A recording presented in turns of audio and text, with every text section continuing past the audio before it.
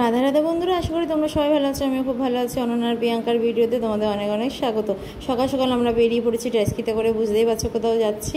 এখানে যাচ্ছি হলো আমরা স্টেশনে, হাওড়া স্টেশনে। এখানে দেখো হাওড়া ব্রিজের ওপর থেকে আমরা হাওড়া স্টেশনে যাচ্ছি। কলকাতায় থাকি ঠিকই কথা, কিন্তু এই হাওড়া ব্রিজে না খুব কমই ওঠা হয়। কেন বলো তো? এখানে এই হাওড়া ব্রিজটায় খুব ব্যস্ততম ব্রিজ একটা, মানুষের আসা যাওয়া গাড়ি ঘোড়া প্রচুর চলে, কিন্তু আমরা আসতে পারি না। কেননা আমরা এইদিকে আসেই কম, আমরা আমাদের দিকে ব্যস্ত, আমাদের জীবন নিয়ে ব্যস্ত। আর এই ব্রিজে ওঠার সময় না একটা অদ্ভুত ফিলিং হয় যে একটা জিনিসে উঠেছি, হয় না একটা জায়গায় যাওয়া একটা না নতুনত্ব জায়গায় গেছি। কিন্তু এই ব্রিজে আমি যতবারই উঠি মনে হয় না একটা নতুন জায়গায় একটা নতুন জিনিস দেখছি। আর এই হলো হাওড়া স্টেশনে বড় বড় পাখা, এটাও কিন্তু কোথাও দেখা যায় না। আর এখানে হলো আমাদের ব্যাগপত্রগুলো এখানটা নিচে রাখা আছে। আর আমরা এখানে বসে যে যার মতন ওয়েট করছি ট্রেন আসবে বলে। আর এখানে দেখো মানাদি এসছে, মানাদির বর আর মানাদির ছেলে, বাবা মা, আমার ভাই আর আমরা তিনজন। এই আমরা যাচ্ছি, এখানে প্রচুর মানুষ ওয়েট করছে ট্রেনের জন্য। তো আমরা ভাবছিলাম আমরা যেখানে যাবো সেখানেই মনে হয় এরা যাবে। ওই বসে এসে দেখলাম আমাদের ট্রেন চলে এসছে, আমরা ট্রেনে উঠে পড়েছি। ট্রেন ছেড়েও দিয়েছে, বেশিক্ষণ কিন্তু ওয়েট করেনি, 10-15 মিনিটের মধ্যেই ট্রেন ছেড়ে দিয়েছে। আমরা ট্রেনের বগিতে এসে ট্রেনে উঠেছি আর ঠিকঠাক সিটগুলো ধরে ঠিকঠাক সিটে বসেছি। বসে জিনিসপত্র তুলতে করতে কিছুক্ষণ বসেছি, 5-10 মিনিট। জল ফল রেডি করতে কিনেছি, এসব করতে ট্রেন ছেড়ে দিয়েছি। বেশি ভালো লাগে প্রকৃতির এই সবুজ দৃশ্য, দেখেছো কত সবুজ আর কত সুন্দর। আমরা তো কলকাতায় থেকে এইসব দেখতেই পাই না, আর আমি যত দেখছি তত যেন আমার ভালো লাগা বেড়ে যাচ্ছে। আর তারপরে তো ট্রেনের ভেতরটা আলাদা রকম ছিল, ট্রেনের বাইরেটা আলাদা রকম, তো ভেতরটা দেখো কী ছিল।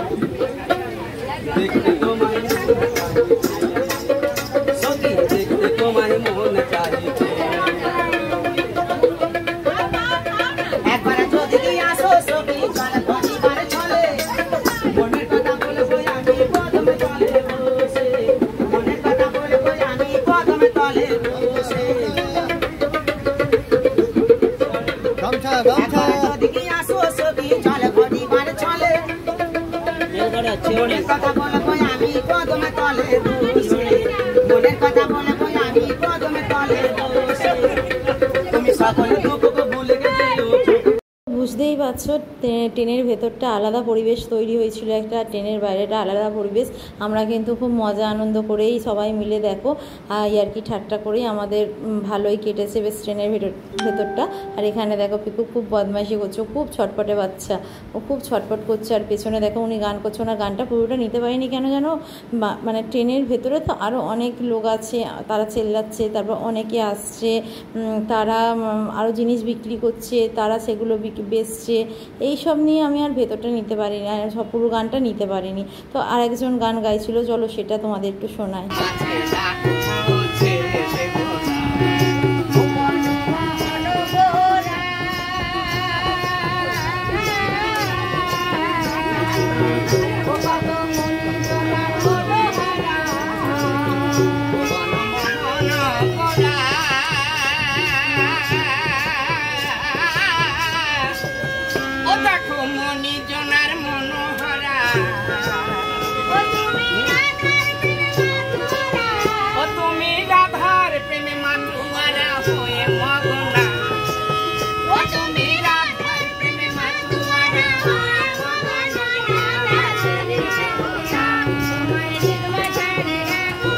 ট্রেনের মধ্যে মজা করতে করতে আমরা চলে এলাম আমাদের জায়গায়, আমাদের গন্তব্যস্থলে। তো চলো আমরা এবার এগিয়ে যাই। তো এবার তোমরা বুঝতেই পেরেছো আমরা কোথায় এসছি। আমরা এসছি মা তারার কাছে, মহাপীঠ তারাপীঠ মা তারার মন্দিরে দর্শনের জন্য। মা তারা তো এখানে চলে এসছি। এসে আমরা রেস্ট নিয়ে হোটেল বুক করেছি, হোটেল বুক করে রেস্ট ফেস্ট নিয়ে এখানে দেখো মা তারার মন্দিরের পেছন দিকটা, এটা পুকুরটা ঘেরা আছে সেই দিকটা, এখানে ডালা নিয়ে লাইন দিতে চলে যাচ্ছি মায়ের মন্দিরে, মায়ের পুজো দেবো বলে। তো এখানটায় লাইনটা অনেকটাই ছিল। তো আমি ভাবলাম, মা বলছে এখানে প্রচুর ডিমান্ড বলতে কি, এখানে যারা আছে পান্ডারা তাদের প্রচুর ডিমান্ড, এখানে প্রচুর লাইন পড়ে। এই লাইনে দাঁড়িয়ে যদি মা তারার দর্শন করতে পারো তো অসম্ভব, কি বলবো, জানি না কীভাবে মানুষের ধৈর্য কুলোয় এই লাইনে দাঁড়াতে।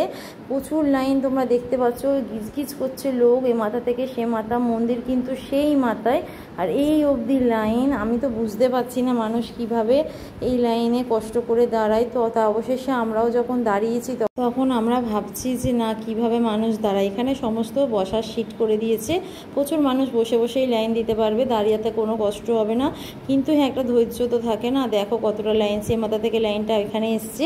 এখানে বসার জায়গা নেই, এখানটায় আমাদের দাঁড়িয়ে থাকতে হচ্ছে। আবার ওপারটায় গেলে আবার বসতে পারবো।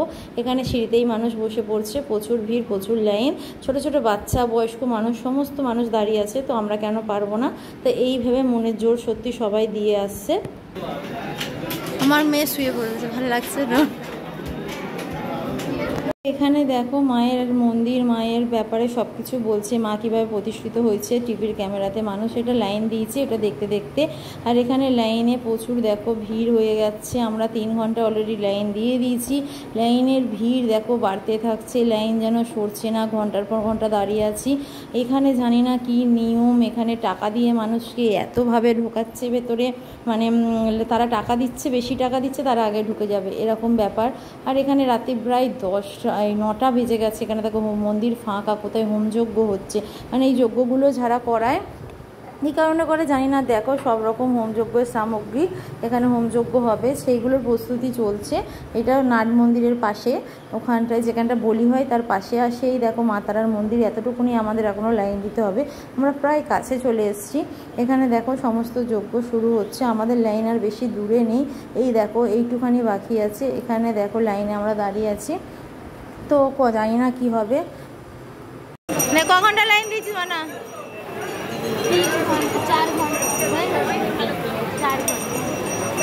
4 ঘন্টা লাইন দেওয়ার পর আমাদের এই ফুলগুলো টাটকা ছিল, পুরো শুকিয়ে গেছে হাওয়া পেয়ে পুরো ফুলগুলো। আর এখানে দেখো একটা মানুষ খুব অসুস্থ হয়ে পড়েছে। এত লাইন দিয়ে না মানুষ কখনো সুস্থ থাকতে পারে না। যারা অসুস্থ তারা সত্যি অসুস্থ হয়ে যাবে। এখানের তারাপীঠের কমিটিদের আমার কাছে অনুরোধ যে সবাইকে ছাড়ুন, সবাই লাইন দিতে এসছে, সবাই মাকে পুজো করতে এসছে, সবাই মাকে দেখতে এসছে। তো সবাইকে সুবিধা করে দিন। টাকা দিয়ে আপনারা যেমন ঢোকাচ্ছেন ঠিক আছে, 10 জন টাকা দিয়ে ঢোকান, আর 10 জন নর্মাল যারা টাকা পয়সা দেয়নি তাই নর্মাল লাইন দিচ্ছে তাদের যেতে দিন। নাহলে তো মানুষ মায়ের দর্শনই করতে পারবে না, আর যারা অসুস্থই হয়ে পড়বে। আর সবার কাছে তো পয়সা কড়ি থাকে না, সবাই টাকা দিয়ে পয়সা দিয়ে কী করে যাবে? কারোর পক্ষে সম্ভব সবসময় টাকা দিয়ে পয়সা দিয়ে যাওয়া? বলো তো, এটা সম্ভব না। আর এখানে দেখো মায়ের দর্শন করার আগে, এইটা হলো মায়ের দর্শন করার পর আমি একটুখানি গেছিলাম মায়ের ওইদিকে দর্শন করব বলে। তো তারপরে এখানটায় চলে এসেছি, পুজো দেওয়া কমপ্লিট। পুজোর সময় তো আর কোনো ভিডিও হয় না, পুজো দিয়ে এখানে চলে এসেছি আমরা শ্মশানে, মহাশ্মশানে, এখানে ধূপ মোমবাতি জ্বালার জন্য। এখন প্রায় বাজে রাত্রি 10টা 15। পুরো শ্মশান ফাঁকা, পুরো অন্ধকার, কিছুই দেখা যাচ্ছে না, কিছুই বোঝা যাচ্ছে না। তো এই শ্মশানে আমরা এখন ধূপ মোমবাতি জ্বালবো অন্ধকারের মধ্যে। তো চলো ধূপ মোমবাতিটা জেলে নিই। এই যে এখানটায় ধূপ মোমবাতি জ্বালবো, মায়ের চরণে প্রদীপ জ্বালবো।